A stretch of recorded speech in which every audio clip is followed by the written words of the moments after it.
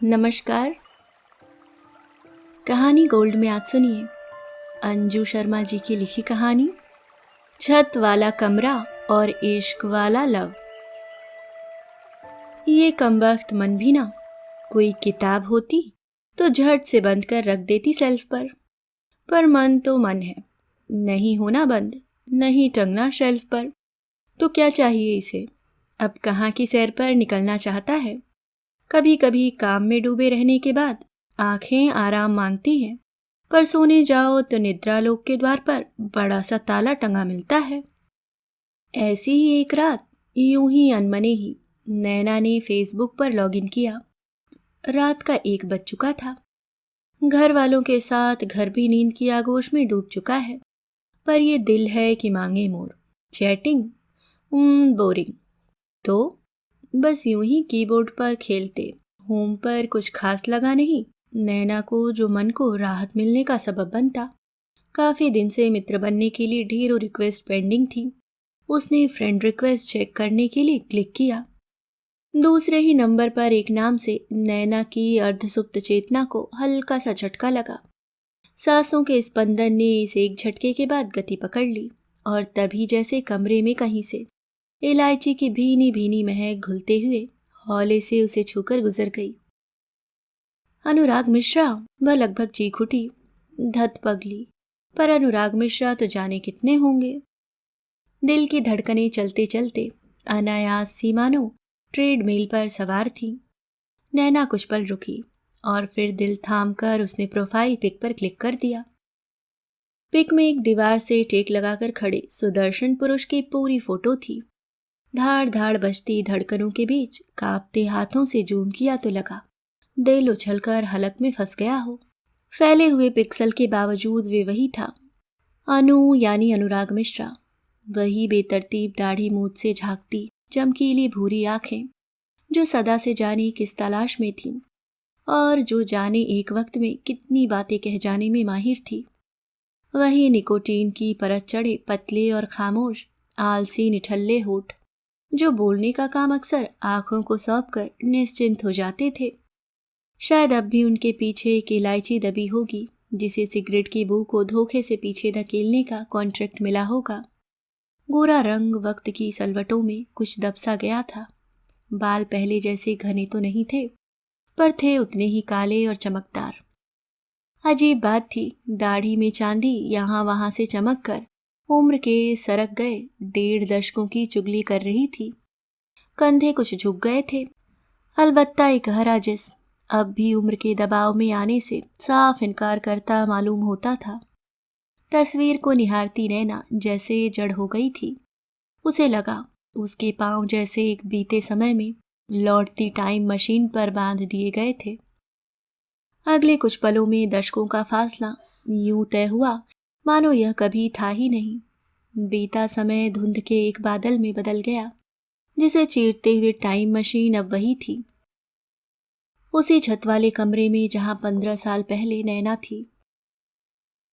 वे 2 घर थे, पर 2 जैसे नहीं थे। उन्हें अलग करने की शायद कोशिशें ही नहीं हुई कभी, और इतिहास गवाह है कि शायद होती तो कामयाब ही नहीं होती। उन्हें खून के रिश्ते या जात बिरादरी नहीं, खालिस दुनिया वाली दिल से जुड़े संबंधों ने जोड़ा हुआ था, जिसकी तस्दीक करता था साझा आंगन और छतों को जोड़ता वो रास्ता जो मुंडेर के ऐन बीचों बीच बना था। और वही छत पर बना था वह कमरा जो युवा पीढ़ियों का साझा कमरा था। 3 पीढ़ियां एक दूसरे से दोस्ती के धागे में बंधी हुई हर नई पीढ़ी को विरासत में ये संबंध सौंप देती थी। चौथी पीढ़ी ने भी अपनी उपस्थिति दर्ज कराई जब सिंह फैमिली के बड़े बेटे के यहाँ बेटा आदित्य जन्मा। दोनों घर जश्न के माहौल में डूब गए। नैना दुबे परिवार की तीसरी पीढ़ी से थी। बिना माँ बाप की बच्ची कब सिंह फैमिली के अपने से बड़े बेटों को माँ पुकारते देख उनकी माँ को माँ कहने लगी, उसे याद नहीं। फिर होश संभालने पर भी कोई और संबोधन जचा ही नहीं। तो अब उनकी माँ उसकी माँ थी और बाऊजी उसके बाऊजी। माँ दूध पीती बच्ची को छोड़ इस दुनिया से रुखसत हो गई। पता नहीं पिता के जाने के बाद रुखसती ने माँ को चुना या माँ ने रुखसती को, पर नैना अकेली रह गई। निसंतान चाची ने माँ बनकर उसे सीने से लगा जरूर लिया, पर अकेलापन तो उसे विरासत में मिला था। और यही अकेलापन उसे किताबों की दुनिया में ले गया। उसका किताबी कीड़ा होना अक्सर दूसरों के लिए कौतूहल का विषय था। देवेन भैया सिंह परिवार के सबसे छोटे बेटे अक्सर नैना को चिढ़ाते। नैना खाए बिना रह जाएगी, पर किताबों में इसकी जान बसती है। अलग किया कि नैना खल्लास। देवेन भैया के दोस्त तो स्कूल के समय से अक्सर घर आते थे। नैना सबको जानती थी, पर उसका संकोची स्वभाव कारण रहा होगा कि कभी किसी से कोई बात नहीं होती थी। शब्द उसके इर्द गिर्द चक्कर लगाते, पर मौका कम ही पाते। चुप्पी का दुशाला ओढ़े अपनी ही दुनिया में मगन रहती नैना। घर में होने वाली जन्मदिन या दिगर मौकों की पार्टियों में नैना अक्सर भाभी का हाथ बटाती। अभी नैना स्कूल में ही थी कि देवेन भैया कॉलेज पहुंच गए थे। छत का कमरा अब नए चेहरों से गुलजार होने लगा था। आदित्य की बर्थडे पार्टी में एक ऐसे ही चेहरे को खामोश निर्विकार कोने में बैठे पाया था नैना ने। कोल्ड ड्रिंक सर्व करते समय नजरें मिली। इलायची की अजीब सी महक ने उसे गिरफ्त में लिया। तो जाने क्यों नैना को लगा ये खामोशी एक दिखावा है, या शायद उन आंखों में चलते सुनामी पर पड़ा एक पर्दा। ये अनु था, अनुराग मिश्रा, देवेन भैया का जिगरी यार। साल कुछ इसी तरह गुजर गया। अन्य दोस्तों के साथ अनु कई बार देर रात घर आता और रात को रुकता। ऐसी ही एक रात देवेन भैया ने नैना से कोई किताब या मैगजीन देने को कहा। नैना को मकसीम गोरकी की कहानियों की किताब जब अगले दिन छत वाले कमरे की सेल्फी में मिली तो कई पेज मुड़े हुए थे। अचरज ये था कि वे सभी नैना की भी प्रिय कहानियां थीं। फिर ऐसा आए दिन होने लगा। किताब जब पढ़ ली जाती तो नैना को शेल्फ पर रखी मिलती। साथ ही कई बार कई पत्रिकाएं और साहित्यिक गैर साहित्यिक किताबें भी वहां मिलती, जो नैना बिन कुछ कहे उठा ले जाती। मुड़े हुए पन्ने अपने पढ़े जाने की तजवीज होते, जिसे नैना जरूर पूरा करती। अब वह अक्सर हर 2-3 दिन में आता रहता। बेतरतीब दाढ़ी के बीच परेशान चेहरा, वह तंबाकू और उसकी गंध को छुपाने के लिए चबाई इलायची की गंध उस कमरे का स्थायी तत्व बन गई थी। एक रात नैना अपनी डायरी थामे फोल्डिंग्स पर लेटी चांद को निहार रही थी कि छत के कमरे से आती आवाजों ने उसके ध्यान को तोड़ दिया। चुप रहने वाले अनु की आवाजें कमरे की दहलीज पार कर नैना तक पहुंचती, जो उसे विस्मय से भर रही थी। अगले दिन बिन पूछे ही भाभी ने बताया, अनु के पिता को उसका आंदोलनों में भाग लेना और पढ़ाई को बैक सीट पर करना बिल्कुल पसंद नहीं था। उनकी केवल एक ही इच्छा थी कि बड़े भाई की तरह अनु भी पढ़ाई पूरी करे और उनके यहाँ वहाँ फैले बिजनेस में हाथ बटाए। पर अनु तो जैसे किसी और मिट्टी का बना था। उसे पिता की शानो शौकत, बिजनेस और ऐशो आराम में कोई दिलचस्पी नहीं थी। उसे न तो वह छोटा शहर रास आता था और न ही पिता का हिटलरी फरमान। उस बड़े से हवेली नुमा घर में उसका दम घुटता था। एक तकरार से जैसे ताबूत में आखिरी कील ठुकी और वह पढ़ाई के बहाने दिल्ली आ गया। माँ और बहन न होती तो वह कभी उन्हें अपनी शक्ल नहीं दिखाता। दिन भर संगठन के कामों और आंदोलनों में अपने को झोंके रखता और 3/4 रात सिगरेट फूंकते हुए किताबों के काले हरफों के सहारे काट देता। उस रात भी माँ और दीदी उसे लौटा लेने आए थे। वहीं किसी दोस्त के घर पर टिके थे कि देवेन भैया का पता मिला, पर अनु अपनी आज़ादी को कसकर मुट्ठी में थामते हुए जाने से साफ इनकार कर दिया। अगले कई दिन छत का कमरा बेहद खामोशी से दिन को रात और रात को दिन की तरफ आहिस्ता आहिस्ता बढ़ते देखता रहा। 3 दिन बाद जब अनु शाम को लौटा तो नैना कमरे में ही थी। नैना लौटने लगी तो देखा उसके हाथ में कुछ किताबें थीं। द कैपिटल और चरित्रहीन सेल्फ पर रखते हुए उसने बाहर जाती नैना को पुकारा। इलायची की महक के पुल पर तैरते कुछ शब्दों ने नैना को छुआ। उन्हें जरूर पढ़ना, तुम्हें पसंद आएंगी। 2 साल में अबोला टूटा था। नैना जैसे सिर से पांव तक सिहर उठी और सर हिलाते हुए तेजी से सीढ़ियां उतर गई। न अनु वापस अपने घर लौटा और न ही लौटने को तैयार था। अलबत्ता उसके बाद वह माँ और बहन के संपर्क में जरूर रहने लगा था। कॉलेज खत्म होने को था, पर वह दिल्ली से जोड़े रखने वाले इस बहाने को खोना नहीं चाहता था। नैना भी अपने कॉलेज और दूसरे कोर्सेस में इतनी व्यस्त थी कि लाइब्रेरी जाने का समय ही नहीं मिलता था। पर सेल्फ पर मिलने वाली किताबें उसकी कमी महसूस ही नहीं होने देती थी। रविवार की एक दोपहर किसी फिल्म को लेकर बहस छिड़ी हुई थी। देवेन भैया अनिल कपूर की कोई फिल्म देखना चाहते थे और अनु का मन कुछ क्लासिक देखने का था। नैना ऊपर रस्सी पर सूखे कपड़े उतारते हुए बोली, भैया पर सेट ऑफ वुमन क्यों नहीं देख लेते आप लोग? फिर क्या था, अनु अड़ गया। अल पसीनो उसे भी बेहद पसंद थे और उस शाम दोनों को सेट ऑफ अ वुमेन ही देखनी पड़ी। अगली शाम इलायची की महक पर तैरता सा एक विनम्र सा शुक्रिया नैना को भला सा लगा। उन दिनों अक्सर लाइट चली जाती थी और रात को सिंह फैमिली की विशाल छत पर महफिलें जमने लगी। हर उम्र वर्ग की अलग बैठक, अलग बातें, किस्से, कहानियों और पकवानों की रेसिपी से लेकर मोहल्ले भर की गॉसिप। इन सब से अलग अनु और नैना की बातें फिल्मों और किताबों से केंद्रित रहती। दोनों की रुचियां एक थीं और किताबों और फिल्मों को लेकर एक जैसी पसंद इस बातचीत को इतना रोचक बना देती थी कि लाइट का चले जाना अब छत की उन बैठकों के लिए जैसे ज़रूरी ही नहीं रहा। इसी बीच देवेन भैया ऊब कर सो जाते और वे दोनों अपनी अपनी पसंद की फिल्मों और किताबों के नामों का उल्लेख करते रहते। किसने कितनी किताबें पढ़ी और किस फिल्म में क्या खास था, जैसे बताने की होड़ लगी रहती। अनु नैना की पसंद पूछकर फिल्में देखता या फिर नैना को सजेस्ट करता कि कौन सी अच्छी फिल्म लगी है। एक रात संगीत की महफिल में देवेन भैया ने गाया, मैं जिंदगी का साथ निभाता चला गया। अनु और नैना ने डुएट गाया, अभी न जाओ छोड़कर कि दिल अभी भरा नहीं। कभी कभी संडे को छत वाले कमरे में सभी मित्रों की मीटिंग होती। मुक्ति बोध और बाबा नारजुगन के कविता पोस्टर बनाए जाते, बैनर तैयार होते। बिन कहे ही नैना या तो उनके साथ काम में जुट जाती या फिर उन्हें चाय नाश्ता सर्व करती और हर तरह से मदद करती। नैना उन दिनों बहुत खुश खुश रहने लगी थी। उदासी का स्थायी भाव उसके चेहरे से दूर होने लगा था। उसकी आंखों के गुलाबी डोरे, खिली रंगत और हर समय रहने वाली मुस्कान किसी से छिपे कहाँ थे। चांद से मुलाकातों के साथ साथ लाल डायरी के रंगे पन्नों की संख्या भी बढ़ने लगी। चुपचाप नैना का मन किन गलियारों में भटकता कोई नहीं जानता था।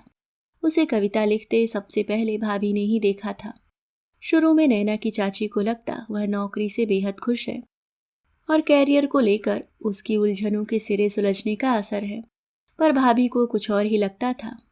धीरे धीरे इस कुछ और में यहाँ से माँ और उधर नैना की चाची भी शामिल हो गईं। भाभी अक्सर नैना को छेड़ती और नैना शर्मा कर सिर झुका लिया करती। इधर अनु की आंखें भी अब बेचैनी पीछे छोड़ चुकी थीं। वह अब अक्सर कोई रोमांटिक डुएट गुनगुनाते हुए देवेन को गुदगुदा देता। दोनों ने मिलकर नया बिजनेस शुरू किया था। देवेन हैरान था कि पुश्तैनी काम धंधे से दूर भागने वाला अनु अपने काम को लेकर बेहद संजीदा और उत्साहित था। न अब संगठन की सुध थी और न आंदोलनों की। अब तो बस दिल्ली में पैर जमा लेने की जुगत में दिन रात बीत रहे थे। कुछ हासिल कर लेने का जुनून उसे घेरने लगा था। सिंह परिवार में उसका बसेरा अस्थायी हो गया था। उसने पीजी भी छोड़ दिया था।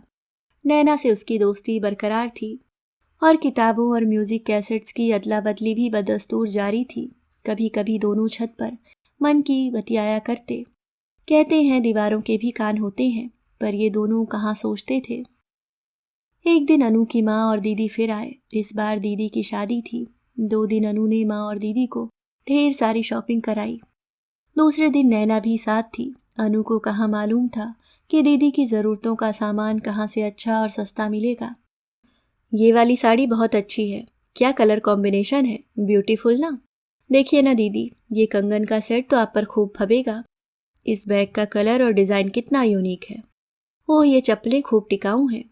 पूरा दिन चांदनी चौक और करोल बाग में बीता और शॉपिंग बैग्स के बढ़ते के साथ साथ बातों के पिटारे खाली होते रहे। माँ को अनु की बदली रंगत का फॉर्मूला मिल गया था। रात का खाना सबने सिंह फैमिली के साथ खाया। लड़के लड़की अंताक्षरी खेलते रहे, पर उस रात छत के एक कोने पर हुई महिलाओं की बैठक में जाने क्या सुगबुगाहट हो रही थी कि धीरे धीरे पुरुषों ने भी अपनी बैठक की अघोषित समाप्ति की और महिलाओं की बैठक का हिस्सा बन गए। अगली सुबह जाते समय अनु की माँ ने एक सूट और एक लिफाफा नैना के कमरे में आकर उसे थमाया और सिर पर हाथ रखा तो साथ आई भाभी ने आगे बढ़कर अचरज में पड़ी इनकार करती नैना के हाथों से थाम लिया। उनके जाने के बाद भाभी ने नैना को गले से लगाकर चिकोटी काटी। नैना के दिमाग की घंटी बजी। कहीं ये लोग? नहीं नहीं, ये कैसे हुआ? भाभी की शरारती आंखें और उनका छेड़कर गुनगुनाना, महिलाओं की बैठक और अनु की माँ का प्यार, सब याद आने लगा। सारी कड़ियां जुड़ रही थीं। तो क्या अनु भी? ओह नहीं, ये नहीं हो सकता। ये कैसे हो सकता है? I mean disgusting. Oh no, हमारे बीच तो कभी ऐसी कोई बात तो। नैना का सिर घूमने लगा। भाभी, ऐसा कुछ नहीं है। उसी मनोदशा में नैना ऑफिस चली गई और पूरा दिन बेचैन रही। ये सच था, वह अनु को पसंद करती थी और शायद अनु को भी वह अच्छी लगती थी। उनकी दोस्ती कई खुशगवार पलों की साक्षी रही थी। ये कुछ था जो दोनों को बांधे था। ये बंधन दोस्ती से परे था, अपनेपन का अनोखा एहसास जो दोनों को खुशी देता था, कुछ ऐसा जो अधूरी नैना को पूरा करता था, चुप्पी नैना के शब्दों को बेचैनी से भर देता था। पर क्या ये साथ प्रेम है? क्या नैना की तलाश रास्ता अनु की ओर जाता है? नैना को वक्त चाहिए था। प्रेम और दोस्ती के बीच एक महीने सी दीवार कहीं सर उठाए अपने वजूद की तलाश में मुहबाए खड़ी थी। बेचैनी अस्तित्व को लपेटे रही। नहीं रहा गया तो हाफ डे लेकर घर चली आई। पूरा रास्ता खुद से सवाल करते कटा। ऑटो वाले ने चौंक कर पीछे देखा जब उसने जोर से कहा, नहीं। इधर दोनों घरों में सब लोग जैसे शाम के इंतजार में थे। शाम को अनु लौटा तो सुगबुगाहट फिर शुरू हो गई। बाकी दोनों महिलाओं ने भाभी को आगे कर दिया। कुछ देर बाद एक तोप का गोला भाभी पर दगा। नैना? अपनी नैना? ओह भाभी, हाँ मुझे वो अच्छी लगती है, बहुत अच्छी, मेरी दोस्त है पक्की। पर शादी? नहीं भाभी, ऐसा तो कुछ नहीं। आई मीन ऐसा सोचा कैसे आपने? भाभी सिर पकड़कर बैठ गईं। उन्हें लगता था या तो उनका दिमाग खराब है या फिर दोनों झूठ बोल रहे हैं। दोनों को देखकर साफ लगता है दोनों मरीजे इश्क हैं, पर दोनों ही मुकर गए। तो क्या दोनों प्रेम में नहीं है? भाभी सुबह उठी। अनु ने जमीन पर पंजों के बल बैठकर भाभी के आंसू पोंछे और कहना शुरू किया, ये ठीक है भाभी कि मैं और नैना एक दूसरे को बेहद पसंद करते हैं। मुझे नैना का साथ अच्छा लगता है, उससे बतियाना, पसंद बांटना। We are comfortable in each other's company. हम दोनों अतीत में बेहद अकेले थे, बंद गुलाब से, और एक दूसरे के साथ ने हमें खुलने में मदद की, क्योंकि हम दोनों एक जैसे हैं। उसके साथ की बहुत कद्र है मुझे। पर क्या हम बहुत अच्छे दोस्त नहीं हो सकते? जैसे मैं और देवेन। अगर नैना लड़की है और मैं लड़का हूं तो क्या जरूरी है हम प्यार में पड़े बिना एक दूसरे के साथ नहीं रह सकते? दरवाजे पर खड़ी नैना को देखते हुए अनु ने कहना जारी रखा, नहीं, ये प्यार वो प्यार नहीं है जो शादी के मुकाम पर पहुंचता है। हमें वक्त दीजिए। अगर हम एक दूसरे से। अरे तो सबसे पहले आपको बताते ना भाभी। उसे पूरी उम्मीद थी नैना भी उसकी इस बात को सहारा देगी। यही हुआ भी। नैना ने भी हाँ में सिर हिलाया। थोड़ा झिझकते हुए अनु ने बात जारी रखी, ये सच है मैं प्यार में हूं, पर वो नैना नहीं है। मैंने आज ही माँ को बता दिया है। शिखा, उसका नाम शिखा है। कॉलेज में साथ पढ़ती थी, पर अपनी झिझक के चलते कभी उससे या किसी से कभी कह नहीं पाया। देवेन को तो पता है। एक बार बिजनेस जम जाने के बाद मैं सबको बता देने वाला था। यह भी सच है कि शिखा से कहीं ज्यादा मैं नैना के करीब हूं, पर यह दोस्ती है, प्योर प्लेटोनिक फ्रेंडशिप, वो इश्क वाला, लव वाला प्यार नहीं। हाँ भाभी, सेम हियर। यहाँ भी ये सिद्धार्थ है, अनु नहीं। सिड मेरे साथ कॉलेज में पढ़ता था और अब हम एक ऑफिस में हैं। सिड ने प्रपोज किया, पर मैं कभी कुछ तय ही नहीं कर पाई। मैं आपको बताने ही। फिर तीनों एक साथ हंस पड़े और साथ में हंसा छत का कमरा भी। दोस्ती का वो रिश्ता समय की परत चढ़ने पर कुछ और गहरा होता गया। अनु और देवेन भैया दीदी की शादी निपटा कर लौटे तो एक दिन शिखा उन सब से मिलने आई। 1 साल बाद सिड का ट्रांसफर शिमला हो गया और शादी के बाद नैना भी शिमला चली गई। अपना घर संवारने और नौकरी की उलझनों में इतना मशरूफ हुई कि दिल्ली से जुड़े तार एक एक कर लुप्त होने लगे। शनाया का जन्म होने वाला था तो अनु और शिखा की शादी का कार्ड मिला। बहुत खुश थी नैना। डिलीवरी में कुछ दिक्कतें थीं तो न वह जा सकी और न ही सिट जा पाया, पर दोनों चुप्पों ने ही अपना अपना इश्क वाला लब पा लिया था। जिंदगी रफ्तार से दौड़ती रही। कुछ महीनों बाद चाची के बेटे ने डेली अप डाउन से तंग आकर नोएडा में फ्लैट ले लिया।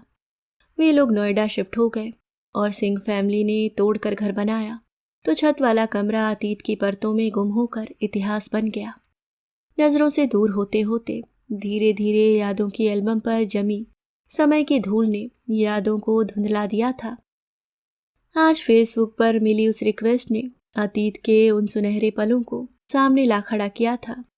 आंखें बंद कर नैना ने सांस ली तो लगा इलायची की वह खुशनुमा खुशबू और वह प्यारा सा एहसास अब ज़्यादा दूर नहीं।